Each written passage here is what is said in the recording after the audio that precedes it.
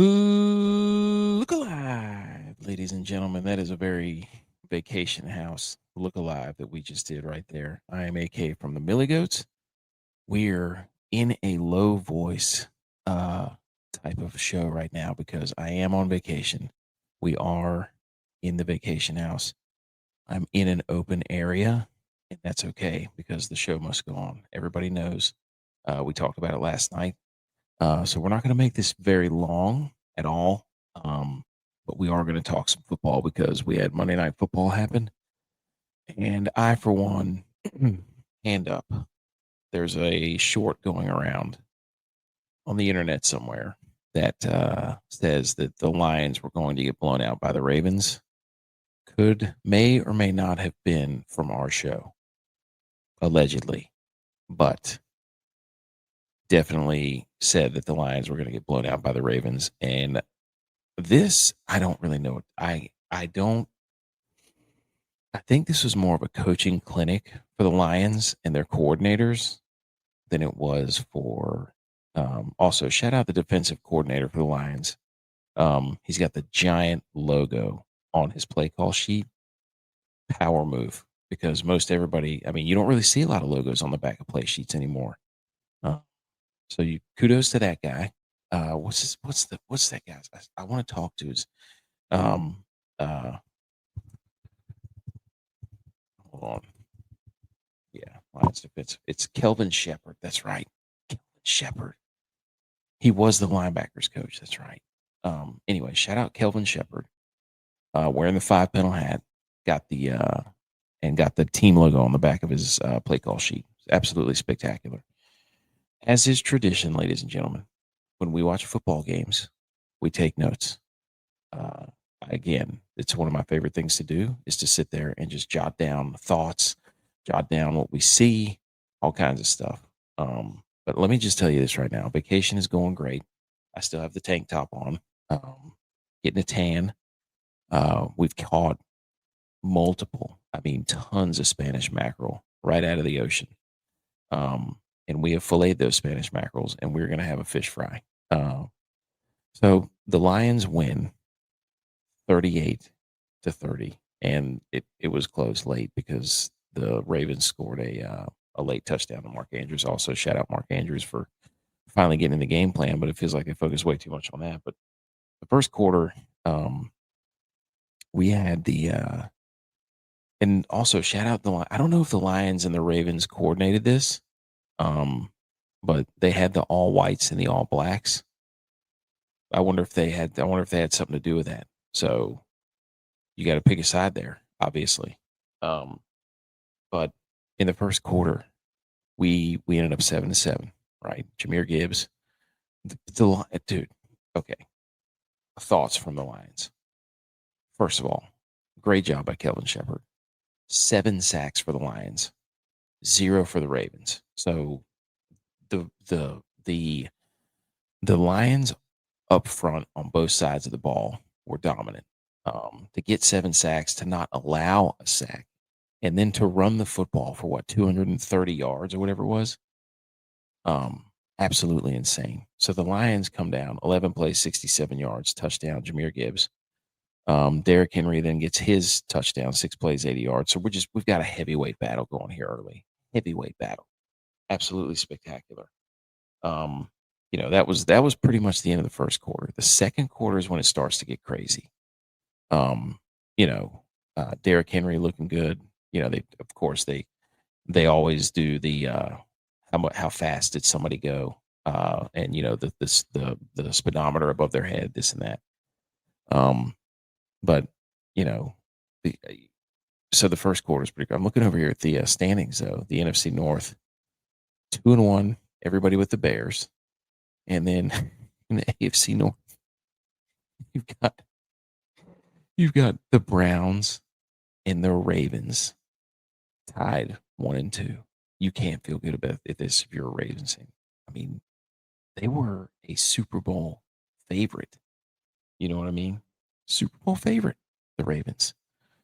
Lamar, I don't, the Lions had him cooked today.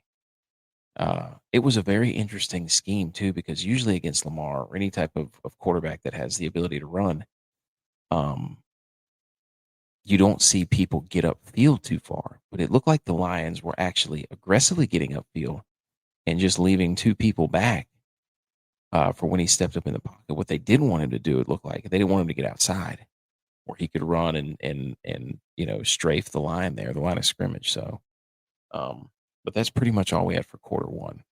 Quarter two, this was wild, guy. Like, ladies and gentlemen, this was freaking.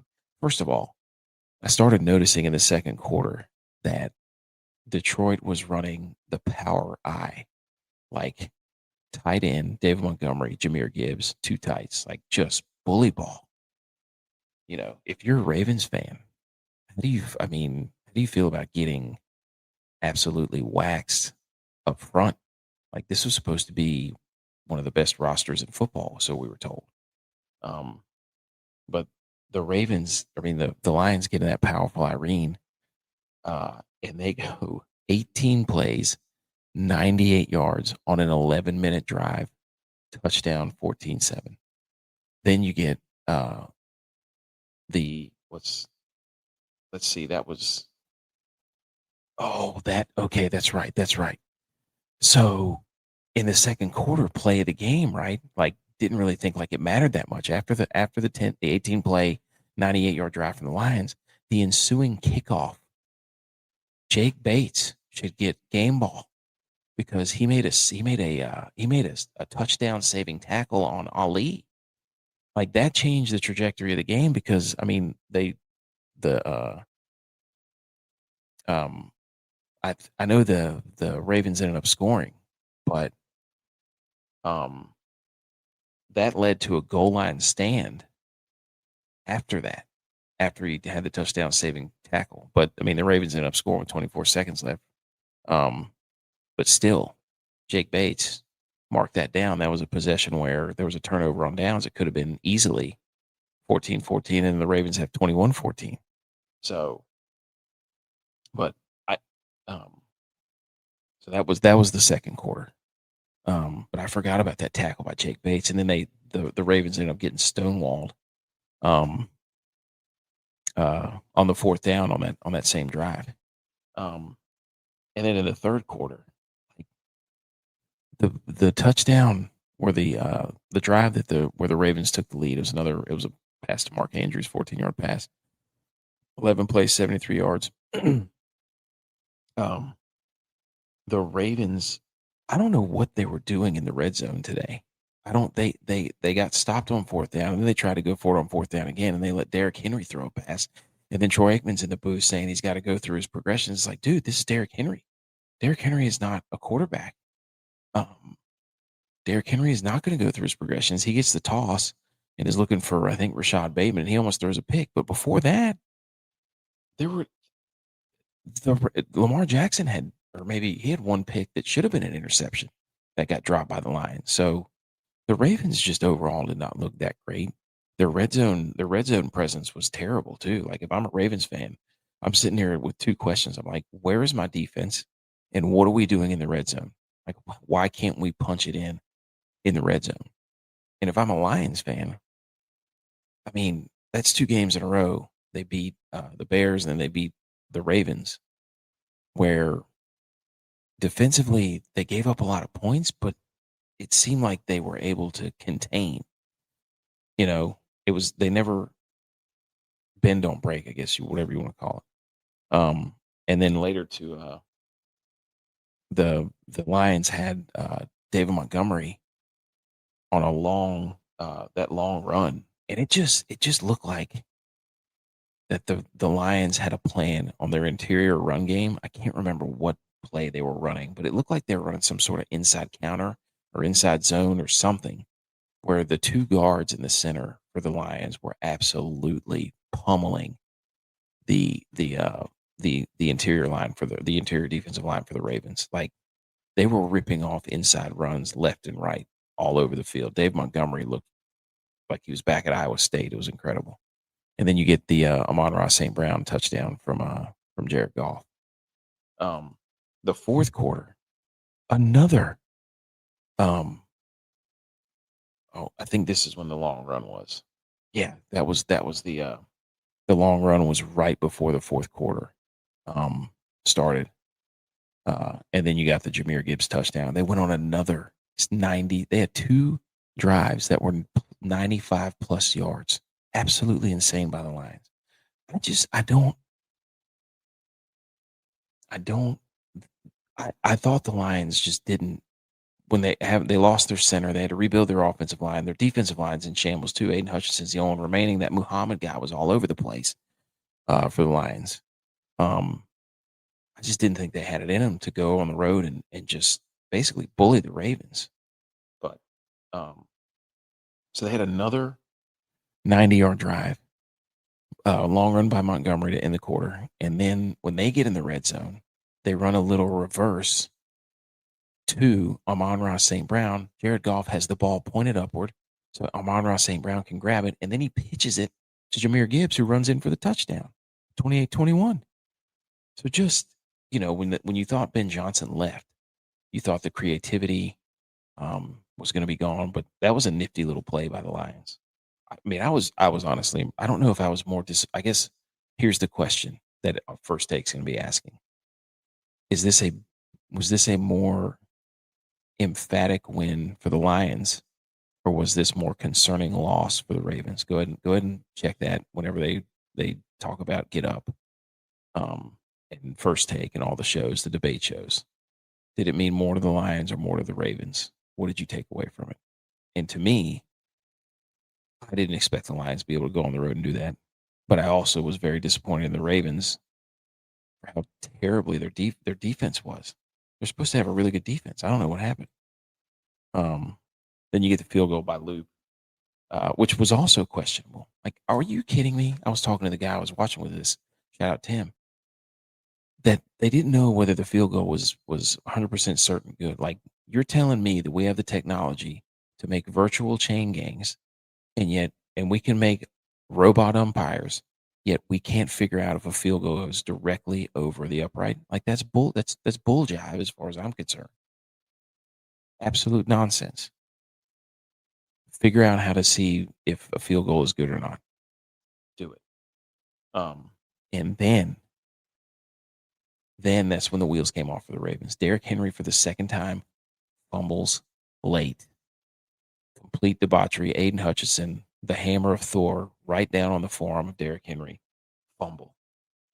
And then the Lions go for it on fourth down on that ensuing drive on 4th and 1 from the 50, and Jared Goff drops an absolute dime right in the bucket. Marlon Humphreys was trying to hold. If he didn't, it would have been a touchdown. And then Dave Montgomery ends up 31-yard rush, house call, and then the Ravens get a garbage time TV. So again, big takeaways. I don't understand the Ravens' red zone attempts. I don't understand how they can't get any pressure on the quarterback. I don't understand why Derrick Henry's fumbling all of a sudden. He never used to fumble. Maybe grow your dreads back out. Maybe try to change it up. Was he in black uniforms both times he fumbled? Maybe don't wear those again. Maybe go to purple. I don't know. He was flipping a tire in a commercial and like carrying a refrigerator. Maybe don't do any more commercials, Derrick Henry. I'm just looking for options here, dude. But yeah, so the Lions, huge win for them. Dan Campbell, like right out of the gate. I think they almost entice you to go. Like if you're the opposing team, like Dan Campbell comes out of the gate on their first drive, boom, we're going for it on 4th down. Not even a hesitation. Ravens try to do it like once or twice. They don't even get it. They start running Derrick Henry halfback passes or whatever. So I don't know what they were doing. But I feel like when you play the Lions and they're going for it on 4th down, it's almost like whenever you're playing golf with your buddies and it's like, oh, you think that you can take out your driver on this hole that says you probably shouldn't hit driver because it's a dog leg left, and the only way to hit your driver is if you go over the trees. And your buddy's like, I'm hitting my driver, and he goes over the trees, and you're standing there on the tee box, and you're like, well, if my buddy can do it, I can't. I mean, I've got to hit my driver, and then you heel it straight 90 degrees straight into the woods. Like, that's what the Lions do to you. They make you think you have to go for it because they're trying to eke out every single opportunity they can when they have the football in their hands. So, well, ladies and gentlemen, that was unfortunate. I'm not exactly sure what happened there, but we're gonna call it. Lions win 38-30.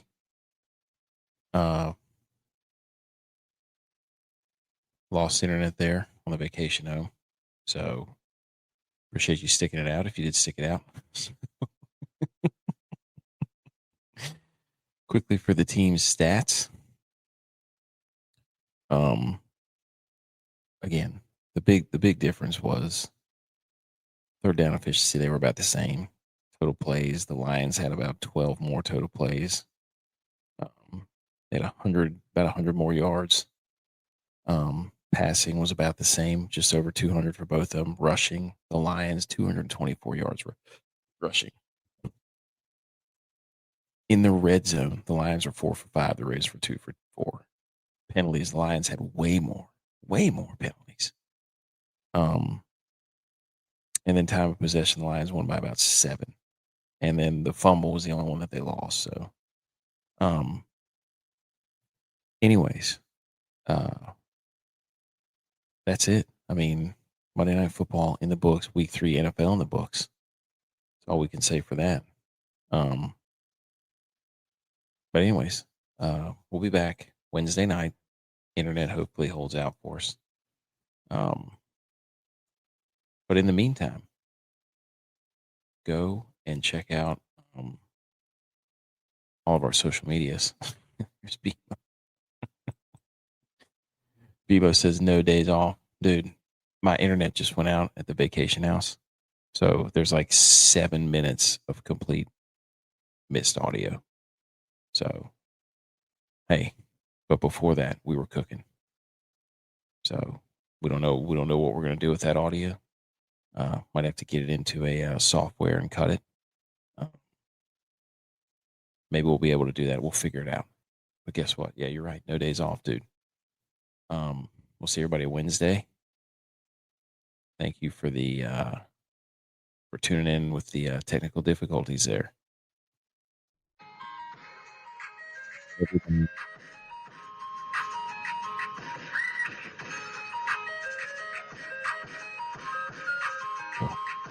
Huge week of college football. I was looking at those games. Huge week of college football. Everybody enjoy. Go Niners.